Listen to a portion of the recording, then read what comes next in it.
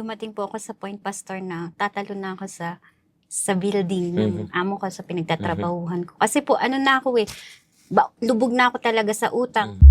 Yung pakiramdam mo po, yung maririnig mo na, Mama, wala kaming pambaon, wala kaming pagkain. And then, nagsuffer na rin po ako sa amo kong babae kasi hindi na po naging maganda yung treatment niya sa akin. Kasi ginulo na po siya ng lahat ng bangko eh. Siguro mga 7 na lending company yung utang ko dito.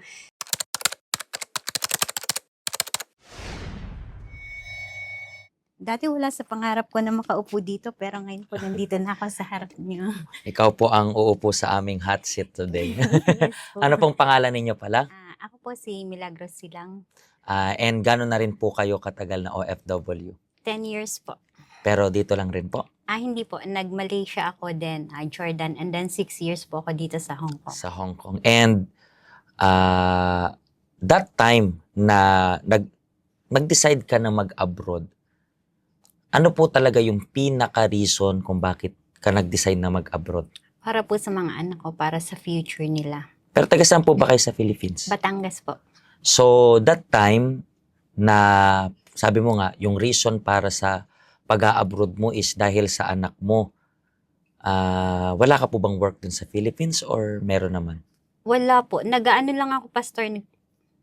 Nagtitinda-tinda lang po ako ng mga kakanin. Kahit ano lang po na mapagkakitaan ko para lang po maibigay ko yung needs ng mga anak ko. Kasi po yung partner ko, hindi ganun ka-responsible para sa obligation po. So talagang dumidiskarte ka na rin Yes, talaga. Ginagawa mo ng paraan para lang matustusan yung pangangailangan nila. And that time, yung umalis ka, ilang taon pa lang yung mga anak mo nun? Yung bunso ko po nun is 5 years old pa lang. 5 years old pa lang. Yes po. Yung unang-una ko pong pag-abroad. Tapos yung, ilan po ba anak ninyo? 4 po. 4 sila. So Yes, yung panganay, ilang taon pa lang Yung that time? panganay ko po that time is 4th year high school po siya. So parang magka-college pa, di ba? So Yes tuition fee na naman Yes yung po.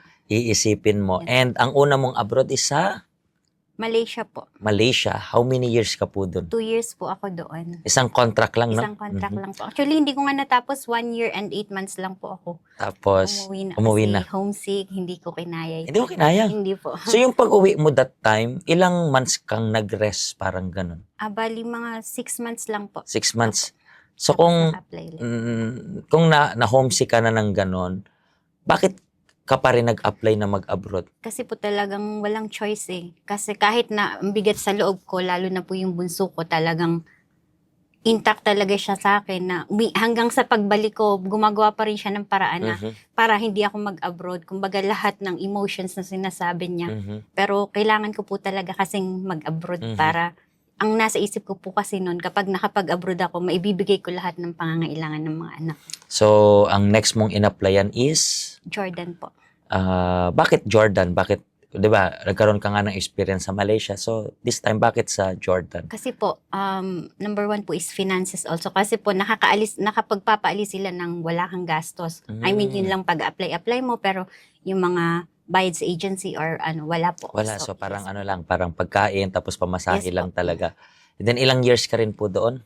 Isang contract lang po ako, 2 years. 2 years lang rin. Bakit hindi ka na nag-renew? Actually, pinapabalik po nila ako. Pero nagkataon po kasi nung time na yun is na-blacklist ang Middle East dahil dun sa Pinay na freezer from Kuwait. So, hindi po ako nakabalik. Tinatawagan po ako ni amo ko pero cancel po. Tapos, nagkataon po na nagkaroon ng opportunity dito sa Hong Kong. And mas mabilis po kasi yung process niya. So, dito kahit po gumastos ako, at least sure po ako na may mapapasukan na po ako dito. Okay. So, doon pala sa Jordan, hindi naman talaga decision mo na ayaw mo nang mag-work. Yes, Talagang nagkataon lang na talaga na hindi na Yes, ma-renew yung mga visa and contracts. So, Hong Kong, nakailang amo ka nito? Isa lang? Isa lang po. Isa lang. So, ito yung 6 years. Yes po. Sa 3 bansa na napasukan mo na or napagtrabahuhan mo na, saan yung pinaka-challenging? Dito po sa Hong Kong. Kahit dito ka tumagal, ito pa Yes rin yung po. pinaka-challenging. Bakit? Dito ko po naranasan, Pastor, na magkaroon ng sobrang laking utang na lumubog po talaga ako sa utang. Umabot po ng billion in pesos po. In pesos. So, Yes. so yung nasa Malaysia ka, hindi ka nagkautang. Hindi po. Yung sa Jordan ka, hindi ka Hindi nagkautang. rin po.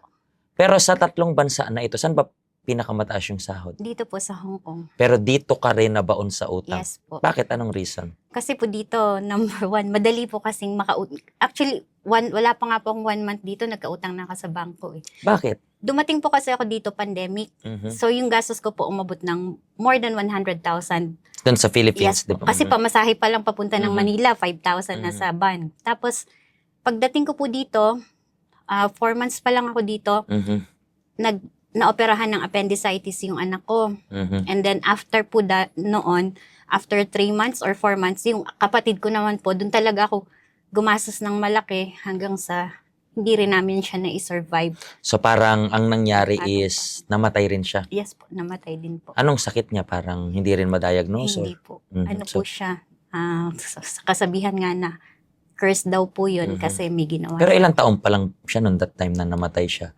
More than 50 na rin po siya kasi panganay namin siya. Panganay. So pero hindi pa rin naagapan. Hindi po. Even though you sent a lot of Yes money po. trying to survive.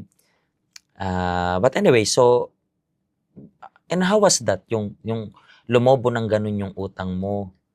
Ano nangyari sa mental health mo? During that, nung una po, okay lang kasi nagagawa ko siyang paikutin eh. Mhm. Utang ko sa isang bangko para mabayaran yung isa, utang ako sa isa para mabayaran. Kasi nagpatong-patong na Mhm. po siya, nagsunod-sunod na yung loan ko dahil nga sa nangyayari Mhm. sa pamilya ko. And then, umuutang na rin po ako sa may interest. So, hindi ko na mamalayan na ganun na siya Mhm. kalaki. Hanggang sa dumating po ako sa point na kasi matatapos na yung Mhm. kontrata ko. So, hindi na ako makautang. Mhm. Kasi po, konti na lang yung visa ko. So usually pala dito sa utang, mas prefer nila yung bago-bago pa lang sa Yes po. contract kaysa yung patapos na. Yes po. Pagka mga 4 Mm. months na lang yung visa mo, hindi ka na pwede ka makarenew after mo ng yung Okay. contract. So usually yun talaga pangahawakan nila. Yes po. And paano mo siya how about now? Nabayaran mo na siya or hindi pa rin? Hindi ko pa po siya tapos lahat, Pastor, Mhm. pero more than half na po yung nabayaran ko. Mhm. Tapos na po ako sa amo ko, which is 180,000 po yung Hong Kong dollar yes yan. po. So yun yung pinaka mabigat Yes po. na part. Kasi imagine niyo yun, di ba? Sa 3 bansa, ito yung pinakamalaking sahod pero ano Dito po nangyari? dito talaga Diba? ako talaga. And then anong na-realize ko to yung sinabi mo, especially na hindi rin naman na-solve yung problema even though padala ng pera that time. Hindi ko sinasabing mali na wag tayo magpadala. Pero ang nangyari is, hindi rin natin siya naisalba but at the same time, namomroblema ka pa. Diba? So ano yung pinaka malalim na part ng buhay mo while working abroad? Bukod sa, sabi mo nga, nagkaroon ka ng utang, anong mga pumasok sa isip mo para sabihin natin matapos yung problem na yan? Dumating po ako sa point, Pastor, na tatalo na ako sa building ng amo ko sa pinagtatrabahuhan ko. Kasi po, na ako eh, lubog na ako talaga sa utang. Tapos, di nalaman nga po ni amo, hindi naman ako makapagpadala kasi kontrolado niya na po isa. Although sinasabi niya po sa akin na magsabi lang ako sa kanya kung magkaning papadala ko. Pero kasi limited na rin eh, hindi ko na rin magawa yung kailangan kong gawin. Tapos, ang sakit, yung pakiramdam mo po, yung maririnig mo na, Mama, wala kaming pambaon, wala kaming pagkain. And then, nagsuffer na rin po ako sa amo kong babae kasi hindi na po naging maganda yung treatment niya sa akin. Kasi ginulo na po siya ng lahat ng bangko eh. Kasi Pero hindi ka pa rin niya binitawan, no? Opo, hanggang Yan lang ngayon yung- nga po. Yes po. Na sila pa nga po yung nag-offer sa akin. Nagsinungaling pa ako sa kanila, Pastor. Kasi yung una nilang nalaman, hindi ko pa inamin lahat ng utang ko. Kumbaga, 3 bangko pa lang yung sinabi ko. May mga nagamit pa po akong pangalan ng kaibigan ko. Tapos, siguro mga 7 na lending company yung utang ko dito. Tapos, ginawa ko po noon, binibigyan niya. Hindi naman kasi po niya binayaran ng bigla. Kumbaga, every month, dinadagdagan lang yung sahod ko. And then, binibigyan niya ako ng para sa mga anak ko na konti lang. Tapos, syempre, nung binibigyan niya ako, nung una kasi tiwala pa siya sa akin, nagagawan ko kasi ng paraan. Pero every time po kasi nabibigyan niya ako ng pambayad, unahin ko yung nagamit ko na pangalan. Kasi po, ayoko magka-problema yung kaibigan ko. Hanggang sa dumating po ako sa point na hindi ko mabayaran yung akin kasi wala na akong mahanap. Nalaman na naman niya po. Nag-fake pa ako ng resibo, napapakita sa kanya. Kahit po sa phone, ini-edit ko yung resibo, yung tinatransfer niya sa akin, yung reference number, para lang mailusot ko. Pero dumating talaga ako sa point na hindi ko na Na-corner ka na ng Yes po. situation eh. So, nalaman niya, tinulungan niya pa rin po ako. Pero yun nga po, yung amo ko, sabi, yung babae po kasi hindi niya na matanggap kasi sabi niya na, bakit ko kailangan mag-suffer? Hindi naman akong gumamit ng pera. Lagi silang iniistorbo ng bangko. So, doon po nag-start yung, May na-realize ka na. yes po. Na interesting kasi, diba dito sa help center natin, lagi nating sinasabi na hindi solusyon na hilingin mo sa Diyos na tulungan ka ng amo mong magbayad ng utang kung hindi ka unang-una sa lahat magbabago, di ba? Yes. Gano'n ka na po katagal sa help center pala? 4 years po. 4 years na. And sa 4 years na to, ano yung masasabi mong natutulong sa'yo ng help center? Number 1 po yung, natutunan ko po yung pagsabi ng no. Mhm. Kasi po ako malambot rin yung puso ko eh. Kahit alam ko sa sarili ko na hindi ko kaya, Mhm. sige lang, oo lang, gagawin ko po yan ng paraan. Kahit na alam ko na saan ba ako kukuha, oo lang po ako ng oo. And then hanggang dumating na po ako. Interesting kasi habang pinapakinggan ko yung story mo, sabi mo malambot yung puso mo, di ba? But at the same time, matigas yung puso mo. Bakit? Kasi nakapagsinungaling ka nga sa amo mo eh, di ba? So, matigas. So, ang nangyayari lang kasi nito, ito yung na-realize ko, kung kailan dapat patigasin yung puso, hindi natin Okay. pinapatigas yung puso natin doon. At sa time na dapat natin palambutin yung puso, doon natin ang nangyayari hindi dahil malambot or matigas yung puso mo. Hindi lang natin alam kung paano gamitin sa right way yung puso Yes natin. po. So, yun yung natulong sa'yo. Nag-say no ka. Yes And po. then, sabi nga natin, hindi pa completely kasi kung more thangen pesos yung utang mo, hindi naman yan magically. Yes po.